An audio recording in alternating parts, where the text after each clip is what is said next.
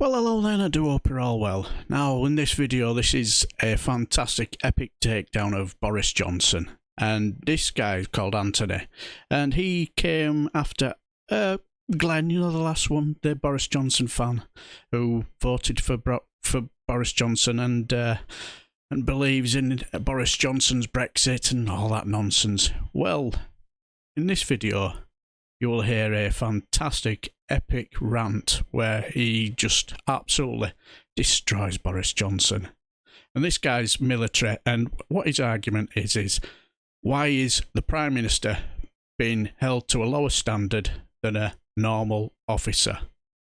And what he says is absolutely fantastic. Now what I'll do is, now normally in a video I'll say enjoy and then go through it, and then I'll have my fan of that. I don't really have to say anything. Totally agree with everything that Anthony have to say, so I shall leave what I have to say here, and I shall bid you farewell and have a fantastic weekend and take care as well.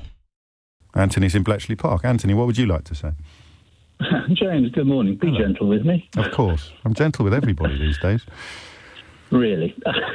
Well, I think BJ enjoying an eponymous sex act really does matter, because personal and private lives impact on public duty.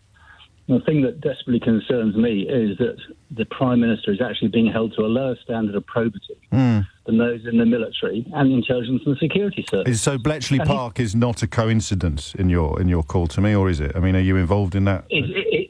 No, I'm a former military intelligence officer. Okay. But my concern is, again, that the standard he's being held to is far lower than the standard I was held to and my colleagues in other services, and he runs the country. That's a really powerful point. And part of the reason for those standards is the fear of blackmail or similar.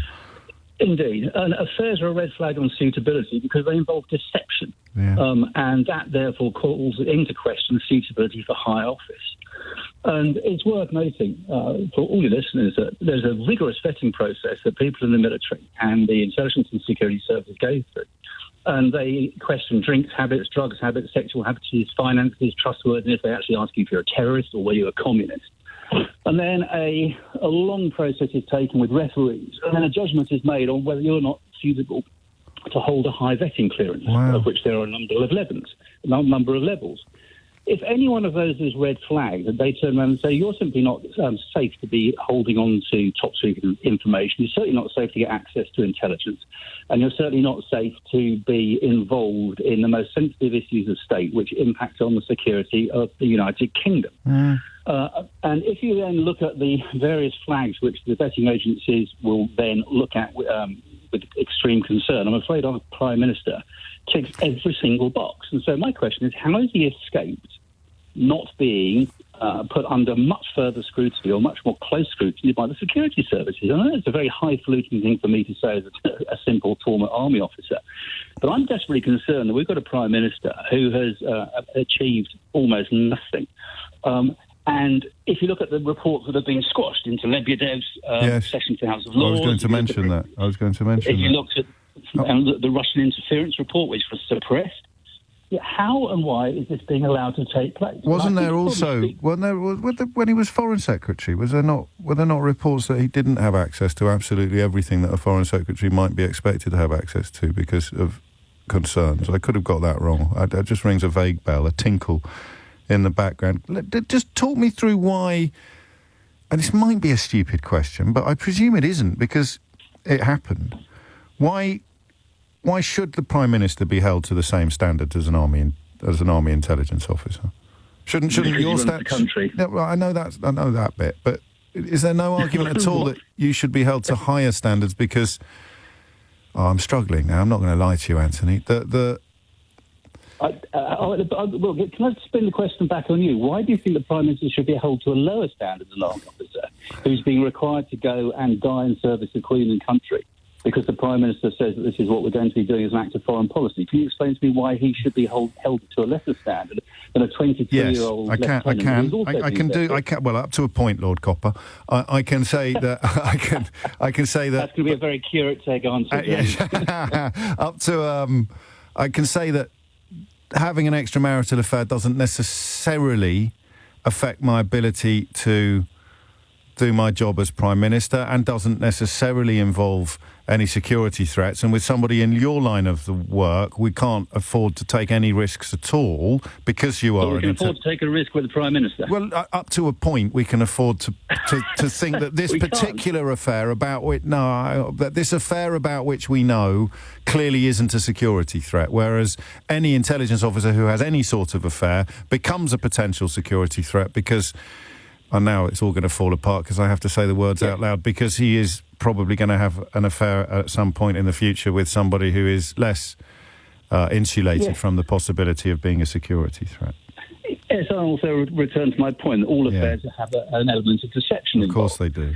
And where you have deception and where you have attempt to hide something, where you have the ability to be duplicitous, those are things which are not acceptable in the intelligence and security world, nor are they acceptable in the police world or any other organisation which requires trustworthiness and confidence and also confidentiality. And therefore, my greatest concern is that the Prime Minister is not being held to the correct standard of probity. And it is brutally as simple as that. And if he is not, and he is being asked, or he is seeing information and intelligence which is going to affect this country, it is not outside the realms of possibility, given previous reports into the glorious President Trump, that people might be trying to influence him, saying, well... I think the party, that when he turned up at the airport without his security detail, looking like he'd been dragged through a hedge backwards, and of course, Paul Caruana Galizia over at Tortoise has done a lot of reports into those parties and some of the stuff that went on. That is it's a very, very real and live fear. And the night after the election, he attended the birthday party of a former KGB agent whose son is now in the House of Lords. I mean, the problem is, and you must be more frustrated than than I am, because I at least have the outlet and the pressure valve of my radio show. But the stuff you're concerned about, given your background, is almost drowned out by all the other stuff that other people are concerned about, all of which gets filed under. Not enough people are concerned about any of it. Yes, well, I spent the last 3 years seething, basically. Yeah, I bet you have. Because you're looking at it and thinking, how is that being allowed to happen from the perspective of military intelligence and national security? Absolutely. On a brutal note, my wife died of lung cancer during lockdown while Bojo was partying. Yeah. And we could only have 10 people to go to my wife's funeral on the day they had one of their Downing Street parties. And so I just sat and looked at the wall and thought, this is now beyond parody. This has made my blood boil. Yeah. I'm afraid it is. I mean, I try not to be Colonel angry, but sometimes I just think, what has this country turned into? Well, that's the question I ask far too often on this programme, and I only keep asking it because people like you keep providing me with such powerful answers. Well, I mean, I know the F word, and don't worry, relax, all people with fingers over buttons. The F word is underused, but I'm afraid if you sat back and did a rational analysis, which regrettably I've done, which has been based on listening to you seething for 3 years, I've come to the inevitable conclusion. That the fact that they are trying to assault human rights, they're trying to assault freedom of expression, they're trying to stop people. Well, they have stopped people protesting. Yeah. If I went outside in the street and bellowed, Boris Johnson is, and insert expletive here. Technically speaking, a policeman would come and take me off the street and say, actually, you've caused offence to Mrs. Scroggins, number 42. Yeah. Caused a disturbance, and so we're going to put you away, or we're going to raise the call. I think this is utterly ludicrous. I spent 26 years fighting for this blasted country to make sure we did have freedom of expression. And what the government doing? You can't do that anymore. That's completely bonkers. I mean, what is the matter with these people? Why can't they open their eyes? I'll tell you why. Sorry, it's a bit of a rant. No, you carry on. It's because you've got the client right-wing press who are sitting there waiting for their peerages. They're desperate to keep their jobs. They're desperate that nobody else that gets into power that might actually think, that'd be a good idea. Let's press scrutiny. Let's have some independent fact-checking. So when we turn around and say X is the case, somebody turns around and says, you know what, it's not the case. And this goes back to one of my absolute frustrations, is that when people do interviews on the TV or on the radio, and a minister sits there and spouts lies, which is what they are, why does the interviewer simply not turn and say, you're lying? A bit like Mick Lynch said. And I, for the life of me, despair of a country whereby people who are trying to hold politicians' toes to the fire and trying to hold them to account simply don't do their blasted job. Their job is to make sure they tell the truth. Actually, I digress. The one thing I wrote on my pad yesterday when I was shouting at the computer was Paxman. Now, I thought, Yes. how would this crop of incompetent, lying, deceitful, duplicitous, ne'er-do-well, Sharrow-bank-riding cretins, how do you think Jeremy Paxman would have felt about sticking in front of them and saying, well, Prime Minister, you've told me that this is the case. It's simply not the case, is it? And when Bojo goes, oh, yeah, blah, blah, blah, you say, no, that's not the case. You're lying again. Do you want to do my holiday cover? I'd be delighted. I'm going to answer the last question. You won't like it, the answer. And I like very little things at the moment. I don't want to tip you over the edge, but the first bit is I can answer all of it in one go. Paxman wouldn't get close to them these days. They wouldn't go anywhere near that programme. And I read some words today that actually chilled me slightly.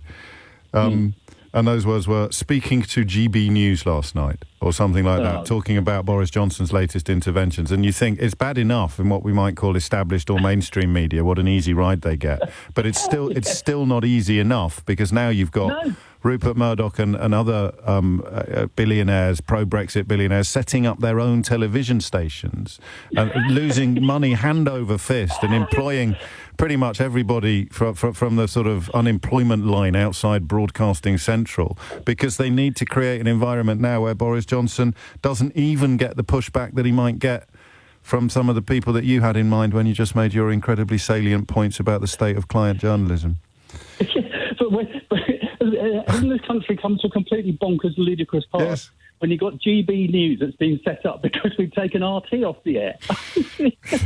I shall leave that chuckle hanging in the ether, Anthony, and I shall look forward to talking to you again. And as I should say, on many, many occasions, there is great comfort to be found in company, and that cuts both ways. If you find comfort in my company, I can assure you that I find company in yours, listening to this, and sometimes, but by no means always, calling in to contribute.